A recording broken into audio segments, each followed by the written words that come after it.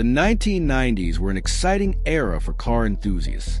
Lamborghini had the outrageous Diablo, Ferrari had the refined F355, and McLaren had just stunned the world with the revolutionary F1. Against this backdrop of legends, a small American company called Vector Aeromotive decided to throw its hat into the ring with a car that promised to shake up the supercar world, the Vector M12. The vision behind it was bold. Why should Europe have a monopoly on exotic performance cars? Why couldn't America, a country already known for muscle and innovation, produce a machine that could not only match but surpass the Italians and British at their own game? The idea sounded like a fairy tale, a true American supercar with radical styling, advanced engineering, and blistering performance. The M12 looked like nothing else on the road. With its sharp wedge shape, aggressive side vents, and those dramatic scissor-style doors, it had the kind of presence that could stop traffic in an instant. On posters or in photographs, it exuded the same otherworldly aura as a Diablo or a Countach, something alien, almost too wild to exist in the real world. To many, it seemed like America was finally ready to produce a car that would make Ferrari and Lamborghini nervous. That alone was enough to get the automotive press buzzing and enthusiasts dreaming. After all, a country that had given the world icons like the Corvette, and Viper surely had the DNA to pull off a proper exotic. The M12 was supposed to be the next step, the ultimate evolution. Behind the car was a man named Jerry Wiegert, a dreamer and visionary who had been chasing the idea of an American supercar since the 1970s. His earlier prototypes, like the Vector W8, had already gained cult status among car fans for their outrageous looks and aerospace-inspired engineering. The W8, despite its flaws, had managed to carve out a niche reputation for being a bold outsider in a world dominated by Italian style and European tradition. The M12 was meant to be the refinement of that dream, the car that would take Vector from being a quirky upstart to a legitimate competitor. When it was announced, expectations soared. Wiegert promised a machine that would combine Italian passion with American muscle, a car that could be both brutally fast and stunning to look at, while being engineered with aerospace precision. On paper, the plan seemed flawless. The M12 would carry a mighty Lamborghini-sourced V12 engine, something that immediately gave it credibility. It would have a strikingly futuristic body that made even the most flamboyant Ferraris look conservative, and it would be produced in such limited numbers that exclusivity was guaranteed. For fans, it felt like the underdog story they had always wanted. A small American company daring to take on the giant of Europe, creating something so wild that would finally put the U.S. on the global supercar map. This anticipation built a myth around the Vector M12 before the first production model had even rolled off the line. But, as history would later prove, what started as an ambitious dream would soon spiral into a cautionary tale. The same qualities that made the Vector M12 fascinating on paper would ultimately contribute to its downfall. The dramatic design, the exotic powertrain, the bold promises, all of these would fuel the hype, but also set expectations impossibly high. And when reality failed to match the dream, the M12 went from being hailed as America's savior in the supercar world to becoming one of the most despised and ridiculed machines of its time. As soon as the first Vector M12 has hit the real world, the cracks in the dream began to show. The most glaring issue lay at the very heart of the car, the engine. Instead of designing its own power plant, Vector had turned to Lamborghini, sourcing the 5.7-liter V12 from the Diablo. On the surface, this sounded like a brilliant decision. After all, Lamborghini's 12-cylinder masterpiece was one of the most iconic engines of the era, a snarling, fire-breathing motor that had powered some of the wildest exotics ever built. But in practice, it was a disaster for Vector. Due to engineering compromises and reliability concerns, the Diablo's engine was detuned for the M12, robbing it of the savage performance buyers expected. While the Diablo thundered down roads with over 490 horsepower, the M12's version limped behind with less power, making the car slower than the very competitor it was supposed to beat.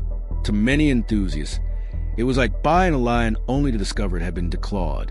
The problems didn't end there. The car's construction and engineering revealed just how underfunded and underdeveloped Vector really was compared to European heavyweights. Build quality was shockingly poor for a car that carried a price tag nearing $1 million in today's money. Panel gaps were uneven, Interior trim often rattled, and the electronics were prone to failure.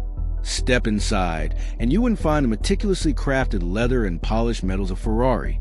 Instead, the cabin looked unfinished, more like a prototype than a production car. Switchgear felt cheap, controls were awkwardly placed, and the overall fit and finish left much to be desired. It was as if the M12 had been assembled in a hurry, with aesthetics taking priority over actual usability or refinement. Then came the handling and performance issues. On the test track, the M12's shortcomings became painfully clear. The car was heavy, awkward, and unpredictable at speed. Critics noted that it lacked the balance and poise that made Ferraris and Lamborghinis so rewarding to drive. Its chassis tuning was crude, making the car feel less like a scalpel and more like a blunt instrument. For something marketed as an exotic capable of taking on the world's best, the driving experience was deeply disappointing. Reviewers described it as clumsy and unrefined, words no supercar should ever be associated with. In an era where McLaren was rewriting the rulebook with the F1 surgical precision, the Vector M12 felt prehistoric by comparison. What made matters worse was a sense of betrayal. Buyers weren't just purchasing a car. They were buying into the promise of an American exotic that could finally dethrone the Europeans. Instead, what they received was a machine that felt like a kit car dressed in Lamborghini clothing. Car magazines eviscerated the M12, calling it a laughingstock and a supercar name only. The automotive press didn't hold back, and their brutal reviews sealed the M12's fate. Word spread quickly among enthusiasts that the Vector wasn't just disappointing. It was a failure at every level. And reliability? That was another nightmare altogether. Owners complained of frequent breakdowns, impossible maintenance, and an almost total lack of factory support. Getting parts was a headache, and servicing the car often meant shipping it back to Vector's limited facilities. Even when repaired, issues would resurface, turning ownership into a cycle of frustration and expense. For people who had invested their money and faith in this supposed American dream, the reality was a bitter pill to swallow. The M12 was fast becoming a car nobody wanted to drive, let alone own. By the mid-1990s, the writing was on the wall. Instead of being America's Ferrari killer, the Vector M12 had become a cautionary tale, a flashy machine that crumbled under scrutiny. It wasn't just a car with flaws. It was a car that had exposed the dangers of overpromising and underdelivering. For many enthusiasts, it was more than just a disappointment. It was an embarrassment, and the hate that followed was inevitable. The downfall of the Vector M12 was not simply about poor performance or sloppy engineering. It was about broken promises and shattered trust. At its core, the car represented a dream. The idea that America could stand shoulder to shoulder with Italy and Britain in the exotic supercar arena.